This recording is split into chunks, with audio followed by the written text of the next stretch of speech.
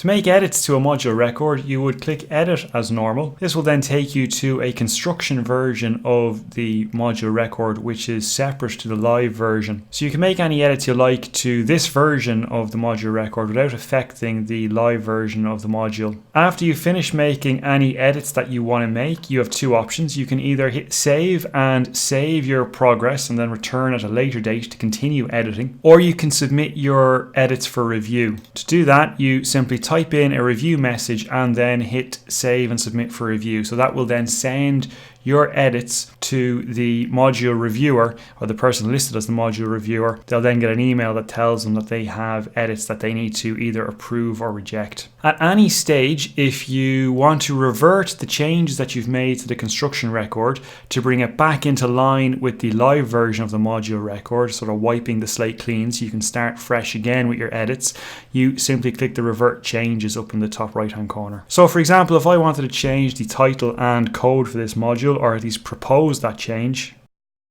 I could come down and type in a review message that's passed over to the reviewer and then save and submit for review.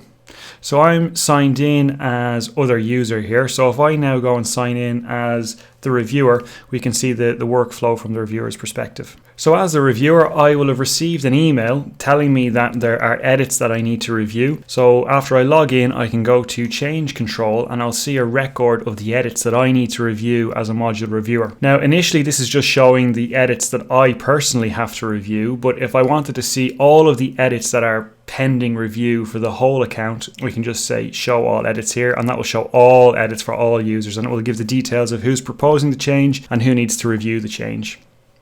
So I can click on the row to go and inspect.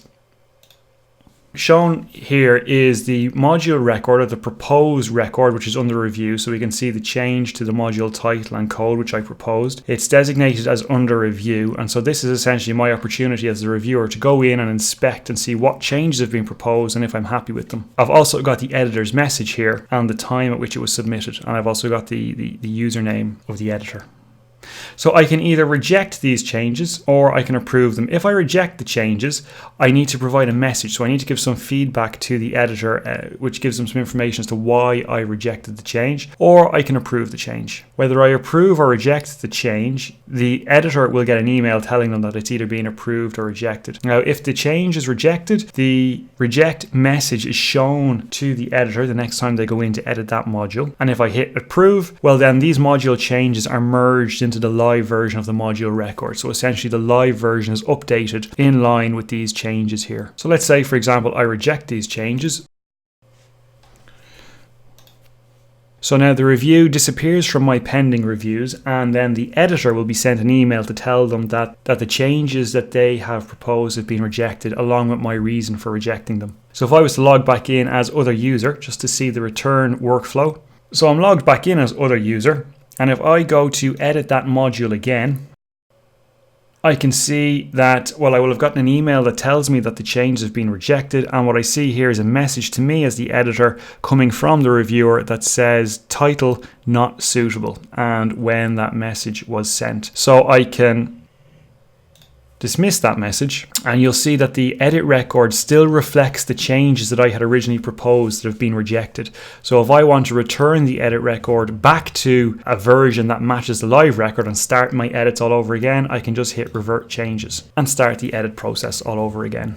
Now, on the module details page showing the live version of the module record, we've also implemented a history feature. So I can go and see what's a history of previously approved changes that have been made to this particular module. So if I click on that now, we can see that there are 3 previous approved changes that have been made to this module. I can see who the editor was, who the reviewer was, when it was approved, and what was the commit message or the message provided by the editor when they proposed those changes. Now I can also see the state of the module record corresponding to each of these approved changes by clicking View Record.